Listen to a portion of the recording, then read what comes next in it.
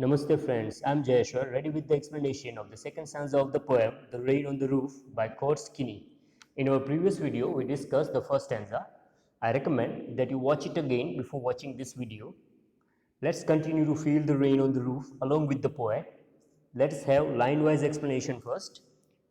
So this is second stanza on your screen now. In blue background, the original text means the stanza itself has been given, and in the green strip, the notes and word meanings and the figures of speech have been given. I will read the whole stanza once. It goes like this: every tinkle on the shingles has an echo in the heart, and 1,000 dreamy fancies into busy being stirred, and 1,000 recollections weave their air threads into woof as I listen to the patter of the rain upon the roof. Now I will explain each line. Every tinkle, tinkle means the sound of the raindrops falling on the roof.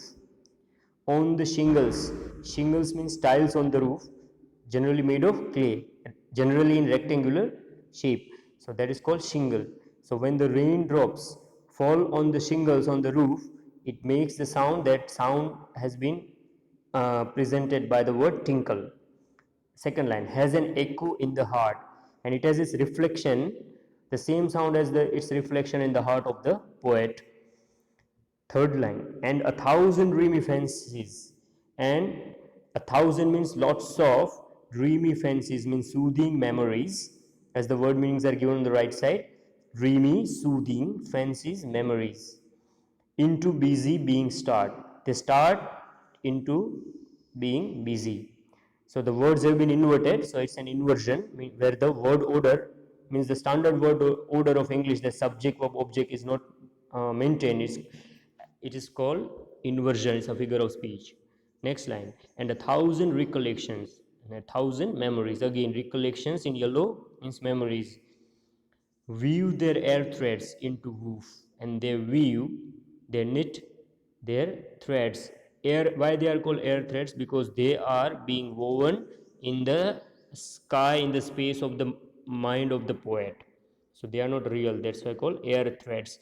Or again, when the rain falls, it is in the air, the rain drops are compared with the threads. Into woof, woof means the threads in a loom, as a machine for weaving. Next, as I listen to the patter of the rain upon the roof, next two lines. So when the poet listens to the rain on the roof. Now the interpretation of the whole stanza together. This stanza describes the poet's response to the rain, the effect of the rain on the poet's mind. The rustling sound of the rainwater falling on the roof stirs up childhood memories in the poet's heart. Thousands of soothing and sweet memories start to come on the surface of his mind. The rain on the roof, its rhythmic patter, weaves a texture in the poet's mind. This fabric is made of the threads of multitudes of his memories.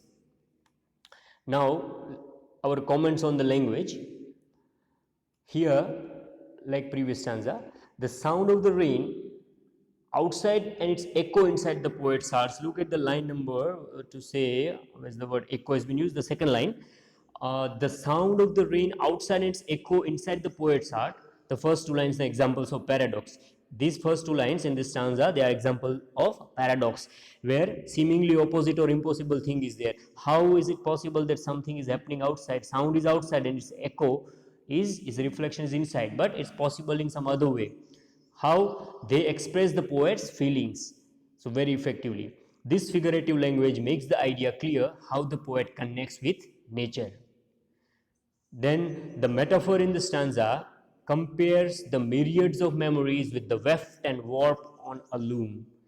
I'm talking about the last three lines, not last three lines, but this line when the word recollection has been given.